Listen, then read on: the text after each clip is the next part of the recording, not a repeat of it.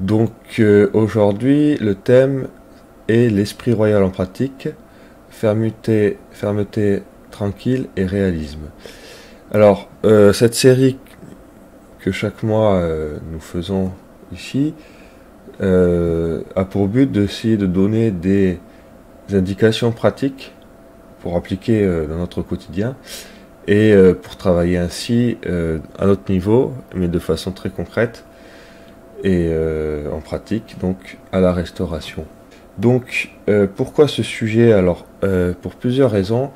Alors, euh, premièrement, je le répète assez souvent, mais la restauration, évidemment, on souhaite tous en tant que légitimistes qu'elle soit in fine institutionnelle, donc que le roi soit sur le trône avec des institutions royales, etc. Et donc, évidemment, c'est un objectif politique clair. Mais en même temps, c'est pas pour que ça puisse, la restauration a un sens plus large. Et cette restauration institutionnelle, à la fois sera un aboutissement du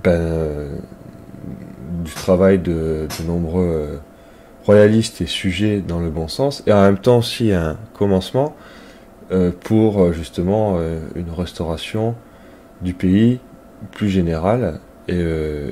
Donc cette restauration institutionnelle est nécessaire, mais c'est pas non plus, on ne croit plus au lendemain on ne croit pas au lendemain qui chante non plus. Mais on sait très bien que si on repart pas avec les bons principes et avec le roi que Dieu nous a donné, donc divin, qu'on reconnaît facilement grâce aux lois fondamentales, et qu'il faut accepter en tant que tel, quel que soit, et ça c'est la position légitimiste de dire que c'est pas un choix, c'est pas une fantaisie, c'est un fait politique pour la France, et que le reconnaître, c'est le début déjà du remède. Bon. Et donc aujourd'hui, le thème aujourd'hui est assez, pour apparaître peut-être un peu général, mais je l'appelais ça comme ça parce que je considère que c'est un élément excessivement important en général, mais pour nous contemporains en particulier, parce qu'à notre époque, on ne sait plus faire ça. On ne sait plus à la fois être ferme, intransigeant, intégral, sans excès. Alors, disons que le défaut aujourd'hui serait certainement une sorte de mollesse par excès, une sorte d'esprit libéral par excès qui laisse tout passer, même jusqu'à sacrifier la justice. D'un point de vue catholique, c'est en fait, on comprend très vite quand on fait son catéchisme et quand on regarde les évangiles et quand on regarde aussi la vie des saints, tout simplement, qui imite la vie de Jésus-Christ, donc, qui permet de savoir comment ça se passe en pratique, c'est que cette charité n'est pas bonasse, comme dirait l'abbé Bellecoq, c'est qu'elle elle respecte la justice et elle est sévère, parce que selon, comme le dit l'adage, et cet adage pour le coup reflète bien cette réalité-là, qui aime bien châtie bien, c'est-à-dire que quand on a une position, par exemple, d'autorité, soit père de famille, professeur, chef d'une façon ou d'une autre, ça peut être aussi, et c'est vrai aussi pour les abbés en paroisse, chef d'entreprise, président d'association, maire, enfin ce que vous voulez, quand on est dans une position d'autorité, avec les prérogatives que donne cette position et qui diffèrent en fonction de chacune de ces positions, l'autorité d'un père de famille sur ses enfants n'est pas tout à fait la même, n'est pas la même que par exemple celle d'un abbé sur ses paroissiens, c'est pas le même domaine. Mais dans tous les cas, quand on est dans une position d'autorité et qu'on veut utiliser cette autorité, parce que c'est pour ça qu'elle est faite, pour ses subordonnés, je rappelle, le mot autorité signifie, enfin en latin vient de auctoritas, qui vient du verbe augere, et qui veut dire augmenter, développer, parfaire, enfin augmenter au départ, donc ce qui veut bien dire que l'autorité c'est celui qui aide à la perfection, au perfectionnement de ses subordonnés. Donc un père éduque ses enfants pour qu'ils deviennent adultes, un chef politique s'occupe et protège ses subordonnés pour leur perfectionnement, c'est-à-dire pour leur vie vertueuse en pratique, naturelle, et tout cela ordonné à la fin surnaturelle, donc du salut au ciel. Donc quand on se soucie vraiment des personnes sur qui on a autorité, on va être ferme et sévère, parce que qui aime bien châtie bien. Normalement, par exemple, c'est assez naturel, je pense, on peut tous le visualiser. À la question de la façon dont ça va s'exprimer, ça va être différent, et il faut pas que ça vire ni en passion ni en ternit. C'est quelque chose qui doit être soumis à la bonne raison, à la justice. Mais par exemple, un père qui voit ses enfants, ou un de ses enfants faire, je sais pas moi, un mensonge, une bêtise ou quelque chose, et qui ne dirait rien, serait, en fait, quand on y réfléchit, c'est assez atroce, puisque on laisse son enfant se perdre sans le corriger, alors même qu'il y a le pouvoir de le faire. Et le pouvoir est bien au service de l'autorité pour faire la justice, et cette justice-là, c'est pour le bien des gens qui sont sous l'autorité, et pour le bien commun. Quand il y a plusieurs personnes, il y a toujours plusieurs personnes, pour la relation entre ces personnes. Parce que la justice, qu'est-ce que c'est? C'est rendre à chacun ce qui est dû, dans les deux sens, que ce soit les récompenses ou les châtiments, et aussi rendre à Dieu ce qui lui est dû. Donc il y a la justice entre les hommes, et la justice envers Dieu, qui s'exprime par exemple par ce qu'on appelle la vertu de religion, donc c'est-à-dire offrir à Dieu les honneurs qui lui sont dus, et en pratique je sais pas moi, ça serait pour un roi très chrétien interdire le blasphème, aller à la messe, mettre la messe au centre, etc., etc. Enfin voilà, reconnaître Dieu à la place où il est, enfin qu'il a, et donc lui rendre les honneurs qui lui sont dus, et voilà. Mais c'est vrai a fortiori aussi entre les hommes, et c'est l'aspect principal de la politique. Et cette politique-là, et c'est ça qui est important pour nous à savoir, c'est que ça s'applique à tous les niveaux et à notre niveau personnel, que l'on soit en position d'autorité ou que l'on soit en position de subordonné d'ailleurs, les deux vont. Par exemple, un enfant doit obéissance aux parents, ce qui simplifie le travail des parents pour leur œuvre de perfectionner leurs enfants. Et quand on est dans cet esprit-là, c'est ce que j'appelle la restauration intégrale, c'est-à-dire c'est pas juste une restauration extérieure, institutionnelle, tout ça, mais une restauration, voilà, du bon ordre des choses. Et ça commence pour chacun de nous dans notre vie individuelle et sur soi-même. Et d'ailleurs, cette justice, cette fermeté, on doit l'avoir d'abord envers soi-même, pour pouvoir être juste avec les autres. Il faut commencer par être juste avec soi pour pouvoir être bien ferme,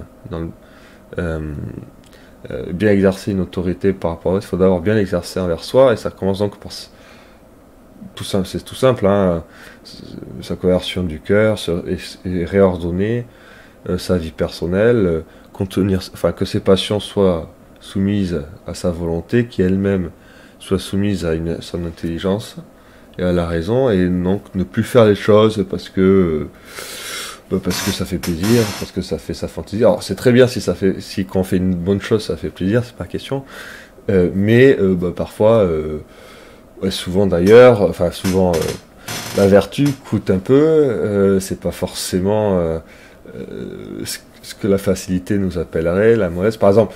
Et donc pour revenir à cette histoire de fermeté, il est toujours très désagréable de punir quand il faut punir, ou ne serait-ce que de dire, parce que là, pour le coup, cette fermeté, c'est aussi simplement dire la vérité tranquillement. C'est pour ça que j'ai mis la fermeté tranquille, sans la jeter à la face parce que quand on est avec une personne où on n'a pas une relation d'autorité, on peut pas utiliser les mêmes moyens que par exemple un père peut utiliser avec ses enfants. Alors, je sais très bien qu'aujourd'hui, la loi, si on la suivait, détruit l'autorité complète des parents qui ne peuvent plus rien faire par rapport aux enfants. Mais bon, la nature étant bien faite quand même, en pratique, les choses ne changent pas par rapport à avant. Il faut être prudent par rapport aux révolutionnaires qu'on a en face et peut-être pas se vanter de choses ou d'autres parce que c'est plus possible aujourd'hui. Mais enfin, c'est tellement naturel en fait et c'est tellement logique que ça, on peut toujours le faire. Mais quand on est à l'extérieur, je veux dire, quand on est dans une relation de pair à pair, ou plus ou moins égale, même si c'est pas tout à fait égal, ben c'est pas les mêmes moyens. Mais par exemple, dans les discussions, c'est montré, alors c'est évidemment toujours montré par des actes ce qu'on dit. Et incarner donc les principes dont on parle, mais souvent aussi parfois ça va être avec la prudence nécessaire, alors là ça c'est l'expérience qui après permet de savoir jusqu'où on peut aller et puis de connaître la psychologie de la personne. Mais en fait souvent, il faut dire la vérité quoi, voilà, mais tranquillement. Et puis c'est-à-dire que on ne dit pas la vérité par orgueil. Parce qu'en fait, si par exemple il y a quelque chose qu'on voit et qu'on ne voit pas, c'est parce qu'on a eu de la chance d'avoir un catéchisme, c'est parce qu'on a eu de la chance d'avoir des bons maîtres qui nous ont appris les bonnes choses et on ne le doit pas à nous-mêmes. Donc techniquement, ça ne devrait pas du tout nous pousser à être vaniteux ou quoi. Mais bon, en pratique, souvent, quand on voit des choses ou quand on a certaines vérités, on a tendance à se les approprier comme si c'était nous les créateurs de ces vérités, alors que pas du tout. On en profite et grâce à ces vérités, si on vit des bons principes, normalement notre vie s'améliore aussi. Il ne faut pas que ça... là tout de suite le danger c'est que on devienne vaniteux et c'est toujours une tentation, donc il faut se battre contre ça. Mais donc il faut juste le savoir, il faut juste se battre. Et normalement, je sais pas, vous voyez, pour plein de choses, surtout nos contemporains, tout est tellement désordonné que, en fait, les gens souffrent de ces désordres et souvent ne peuvent même pas les voir. Et donc, nous, les légitimistes, que ce soit en politique et catholiques aussi, tous ces désordres, on peut normalement beaucoup plus les savoir. On sait ce que c'est qu'un mariage normal, on sait ce que c'est que la vertu de justice, on sait ce que c'est que la nécessité de l'autorité, etc., etc., etc. Donc, c'est normalement une œuvre de charité que de dire la vérité. Parce que ça fait du bien aux gens. Et malheureusement, ça peut être parfois désagréable, parce que forcément, c'est jamais agréable de se faire entendre certaines vérités, surtout quand on pense le contraire et qu'on fait le contraire. Mais en même temps, après, on est très reconnaissant à la personne qui nous a dit ça de façon cash, même si sur le coup, ça peut ne pas faire plaisir et qu'on a pu avoir même une réaction violente. Et peut-être que nous-mêmes, quand on s'est converti ou quoi, enfin, on a vécu ça en fait, mais après, voilà, moi je me souviens de quelques fois et je suis reconnaissant à la personne d'avoir dit des choses, même si sur le coup, ça faisait pas forcément plaisir. Mais après, on est vraiment reconnaissant.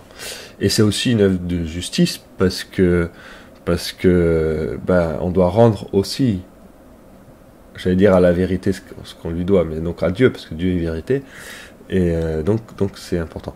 Et j'ai mis tranquille, fermeté tranquille, parce que justement, c'est-à-dire pour l'importance de supprimer cette... alors c'est du travail, c'est pas facile, on n'a jamais terminé, on a des rechutes et tout ça, mais c'est-à-dire avoir tellement approfondi les principes, on est tellement convaincu qu'on n'a plus de doute par rapport à ça, et que ça nous semble tellement évident que quand on le dit, en fait, c'est une évidence qu'on dit, Donc c'est pas agressif, c'est juste, par exemple, vous avez un homme en face trans qui arrive et qui visiblement est un homme, hein, et puis il vous dit je suis une femme, et puis vous dites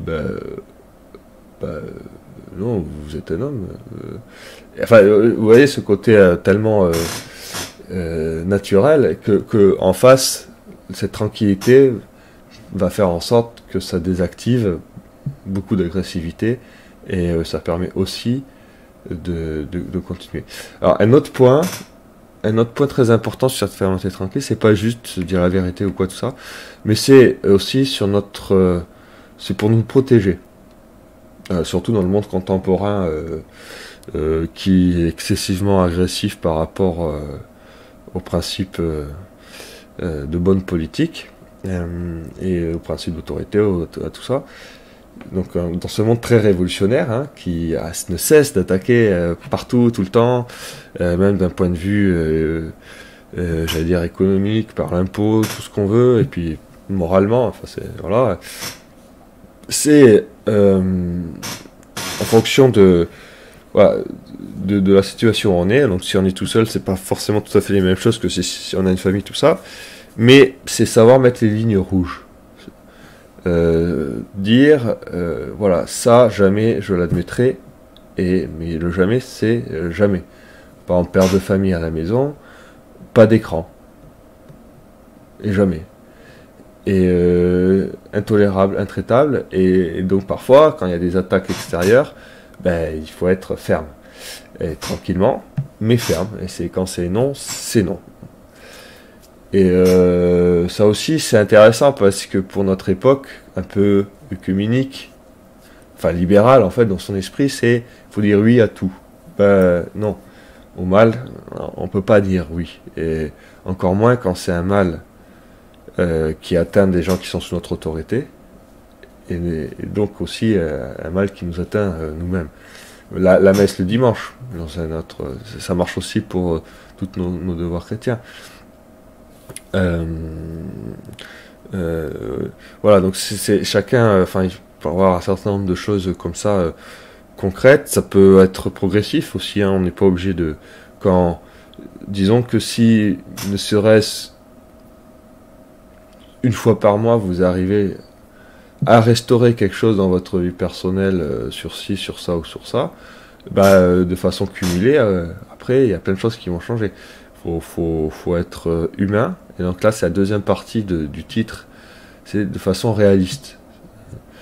Fermeté tranquille et réalisme, c'est-à-dire il faut pas, voilà, il faut d'abord savoir les bons principes, il faut connaître comment on fonctionne, qu'est-ce que c'est qu'un homme, quelle est notre fin, et donc tout ça le catéchisme l'enseigne très bien, et puis d'un point de vue politique, comment ça fonctionne, la justice, la nécessité et le besoin de l'autorité, sa bienfaisance, la différence de rôle entre un homme et une femme. Il y a des choses qui sont normalement de base, mais qui aujourd'hui il faut vraiment reprendre quasiment à zéro, parce que enfin, on est très pollué par toutes les choses, et donc la nécessité donc du châtiment, mais aussi de la récompense, hein, parce que la récompense finalement c'est un châtiment aussi, hein, mais positif, hein, par rapport à quelque chose de bien qui a été fait. Une fois qu'on a tout ça, après il faut être réaliste, c'est-à-dire qu'il faut pas, on n'est surtout pas, c'est ça légitimiste, on n'est surtout pas, et c'est d'ailleurs enfin c'est le fond du combat aussi, c'est que on n'est surtout pas des idéologues, on ne supporte pas les idéologies, et on est réaliste de façon complètement intégrale, et tellement réaliste que justement on peut pas faire de compromis par rapport à la réalité, et cette réalité commence par notre nature humaine politique. Et à la suite d'Aristote et saint Thomas d'Aquin, on sait que l'homme est un animal politique raisonnable, qui ne peut pas vivre hors de la société, qu'il naît dans une famille forcément, quels que soient d'ailleurs les progrès techniques, tout ça, il y aura toujours un père et une mère, même si la société devient tellement folle qu'elle fait comme dans la République de Platon, qu'elle arrache les enfants de leur famille, même avant leur naissance, pour imaginer, comme dans le meilleur des mondes, ce genre de truc. En fait, ça change pas la réalité naturelle. C'est juste que ça va créer plein de dégâts, que ça crée plein de dégâts, parce que quand on se bat contre la nature, ça détruit, en fait. Ça détruit. C'est pour ça qu'il est si important d'être ferme par rapport à cette réalité naturelle, dans notre nature, telle qu'on est fait, et qu'on a une volonté, une intelligence, et qu'on est fait naturellement pour la vertu, et qu'on a été créé surnaturellement, qu'on a été créé pour la vie surnaturelle, la vie de la grâce, et pour aller au ciel, et que les deux ne sont pas contradictoires et se complètent, ou plutôt que la vie de la grâce vient comme envelopper la vie naturelle et l'embellir, et la rendre surnaturelle, la monter au niveau de Dieu, mais il n'y a aucune contradiction entre les deux. Donc la loi naturelle est en fait même parfait par la vie de la grâce, voilà. Et dans un certain sens, sans la vie de la grâce, on peut pas complètement appliquer la loi naturelle, certainement. Enfin, en tout cas pas aussi parfaitement au niveau d'une société non plus. Bon, ça c'est un sujet. Mais donc un réalisme intégral. Et ce réalisme, et c'est là où c'est important, et c'est là où il faut avoir un peu de nuance, et ne pas tomber dans des extrêmes. C'est-à-dire qu'on reconnaît aussi la réalité telle qu'elle est. Donc on est dans une société révolutionnaire, une société déchristianisée, etc., etc. Mais reconnaître ces réalités ne veut pas dire qu'on les admet en tant que bien.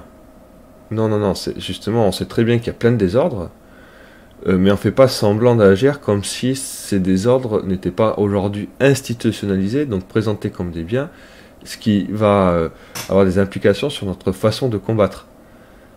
Par exemple, il faut, j'allais dire, pardon, l'idéal, ça serait de ne pas payer d'impôts. Donc, parce qu'on finance l'avortement par là, on finance tout le système libéral, démocratique, qui est contre nature. Mais en pratique, si vous faites ça,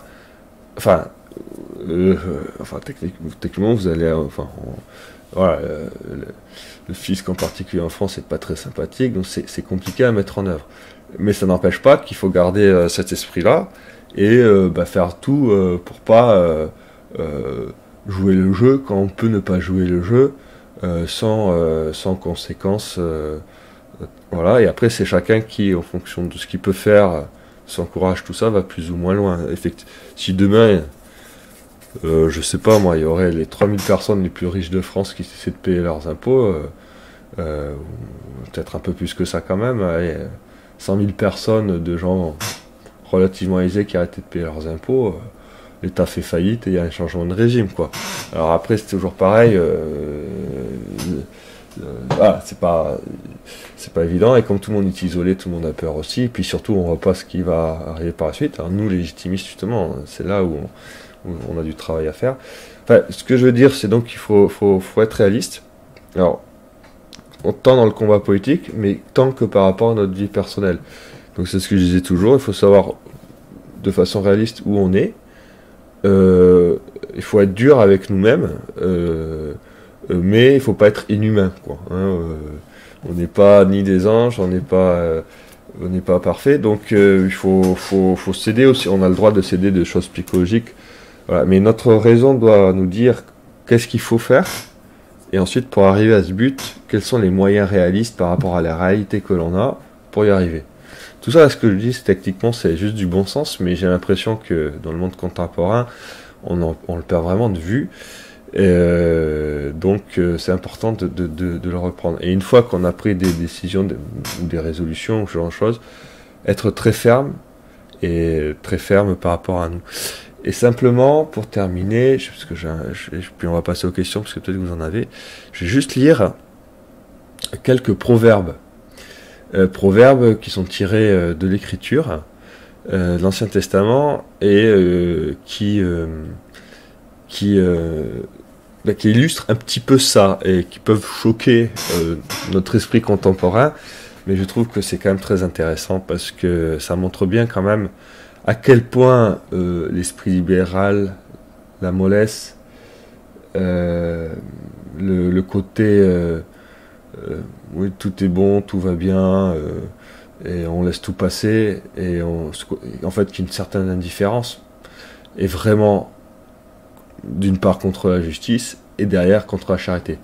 Parce qu'avant de dire ça, oui, ce que je voulais absolument préciser, j'aurais dû le faire dès le début, parce que c'est peut-être pas clair dans l'esprit de tout le monde, mais c'est qu'il n'existe pas de charité sans justice.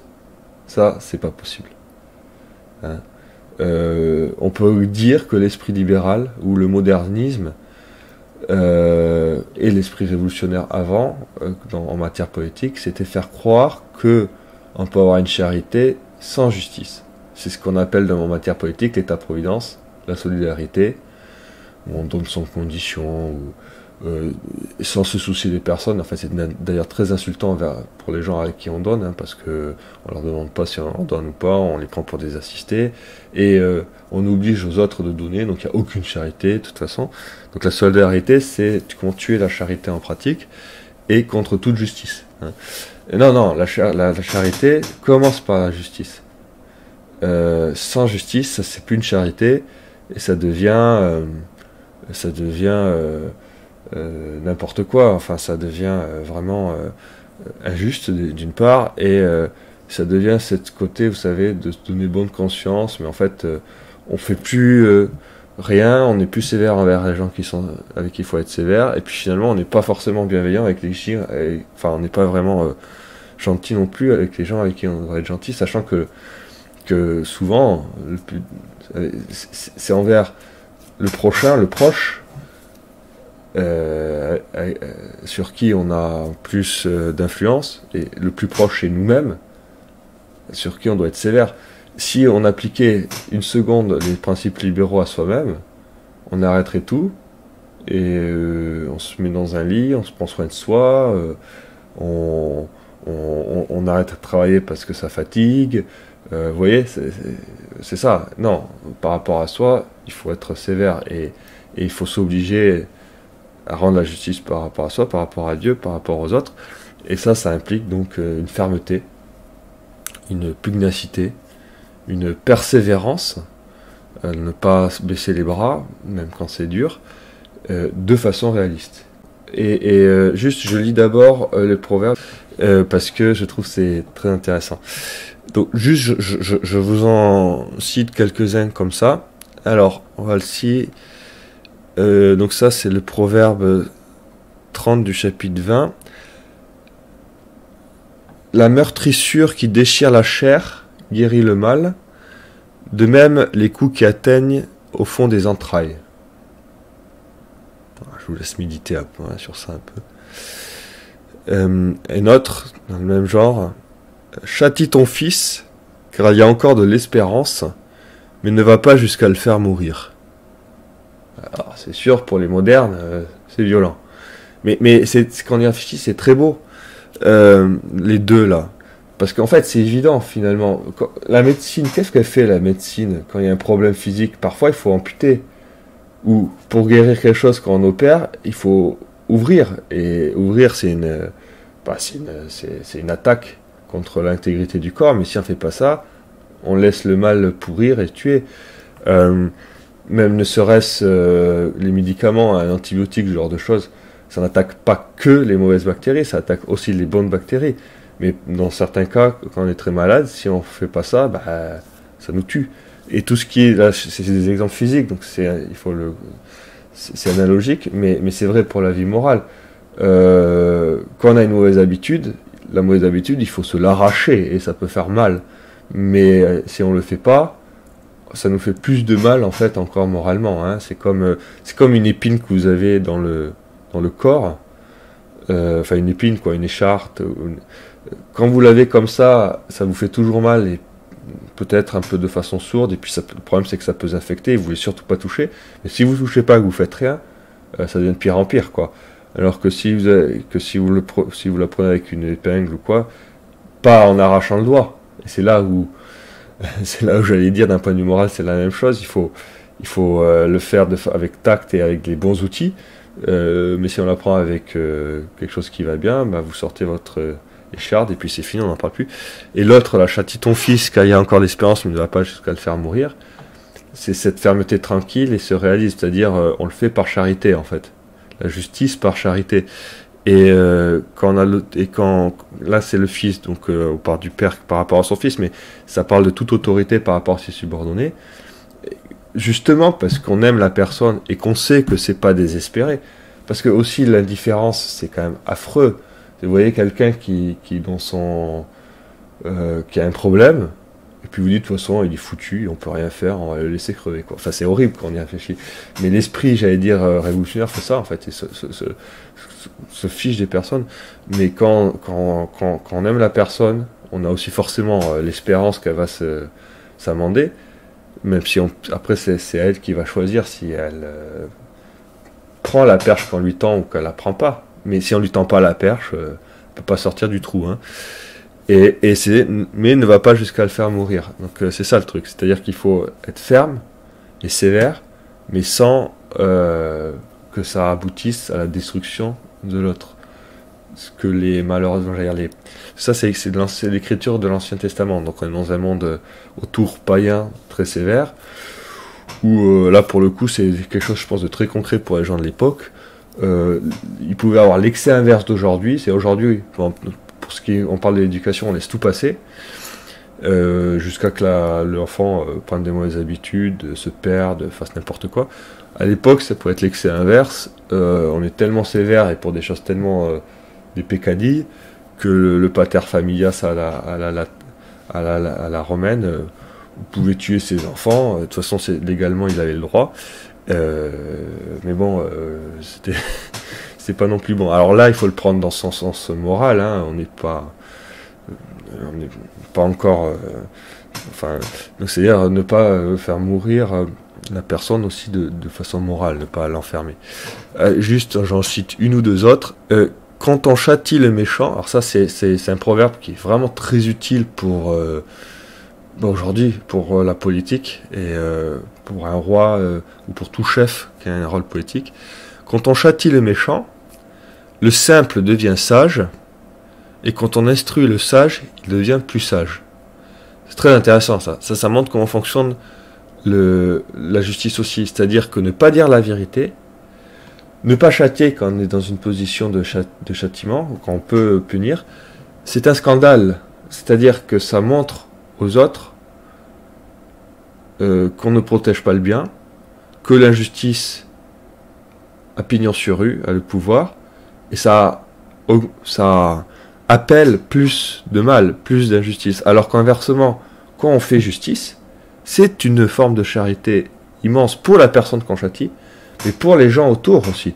Et donc là, comme dit le proverbe, c'est quand on châtie le méchant, le simple devient sage, donc ça aide les autres à être vertueux. En famille, si vous fondez une famille, si vous avez des enfants de ça, c'est évident. S'il y a un des enfants qui fait un truc mauvais que vous ne le punissez pas, c'est très mauvais pour tous les autres. En revanche, si vous le punissez, c'est bien pour lui et c'est bien pour les autres aussi. Et derrière, ce qui est intéressant, c'est que il y a la justice, j'allais dire, primaire, où il y a le mauvais acte qu'il faut punir, mais ça passe par là aussi. Et une fois que... Et normalement, c'est pas compliqué ça quand même à faire, hein. Toute société, même païenne, qui marche à un minimum de ça, parce que sinon c'est le désordre total. Et puis une fois qu'il y a à peu près un ordre, disons, enfin que c'est pas la guerre de tous contre tous comme aujourd'hui dans la société, et qu'on peut commencer à se poser un peu, ben on instruit le sage, il devient plus sage. Et c'est le côté, le juste devient plus juste, la vertu entraîne la vertu, quoi. Et aussi ce que j'aimerais faire, c'est voilà. Et encore une dernière, et puis je vais arrêter par là. Il y en a plein comme ça, il y en a des myriades dans l'écriture, c'est vraiment très intéressant. La folie est attachée au cœur de l'enfant. La verge de la discipline l'éloignera de lui. Alors bon, ça peut être un principe d'éducation, mais c'est aussi vrai en politique, c'est-à-dire l'enfant, ça peut être pas forcément l'enfant, mais ça peut être le contemporain révolutionnaire qui est un peu comme enfant et qui donc a des idées pas droites dans la tête, et du fait de ces idées qui sont tordues ou qui sont pas droites, je sais pas moi, le LGBT, tout ça, qui y croit, qui a pas vraiment réfléchi, mais qui est victime en fait de ce qu'on lui a enseigné et qui fait plein de folies, et par ces folies qui s'autodétruit. Typiquement là aussi, c'est par l'autorité que ça se... Alors, on peut convaincre, comme on est entre adultes, on peut convaincre individuellement, mais c'est pour ça que une restauration politique est absolument essentielle et clé. C'est-à-dire qu'au bout d'un moment, il faut que, bien que ça soit l'autorité en haut qui réaffirme les principes, qui les manifeste et qui fasse justice en disant non, ça c'est faux, c'est plus possible, on vire le gender de l'école complètement, tout ce qui est les actes contre nature, on les condamne, voire on les châtie. Attention, hein, la justice politique n'a pas vocation à châtier tout ce qui est immoral, parce que c'est pas forcément bon pour la société. Mais donc l'art de la justice en politique, donc pour un roi par exemple, c'est de châtier tout ce qui va contre l'ordre de la société, qui atteint l'ordre, mais ce n'est pas tout châtier, parce que la justice gère la relation entre les personnes, mais on va pas gérer, et donc par rapport au bien commun, mais n'a pas vocation à tout punir. Là, après, c'est le confessionnal, c'est la vertu personnelle, c'est les châtiments spirituels que donne l'Église, et tout ça. Mais dès que ça a quelque chose qui a un rapport avec le bien commun, je sais pas, par exemple le mariage, oui, là la justice politique doit y aller. Ou quelque chose qui... la pédophilie par exemple, une des conséquences que peut entraîner l'idéologie LGBT, et donc c'est clairement, le pouvoir politique doit intervenir, etc. Mais toujours, même si il châtie pas forcément d'un point de vue légal, il doit toujours quand même réaffirmer ce qui est bien et pas bien, et le manifester. Voilà. Donc je m'arrête là.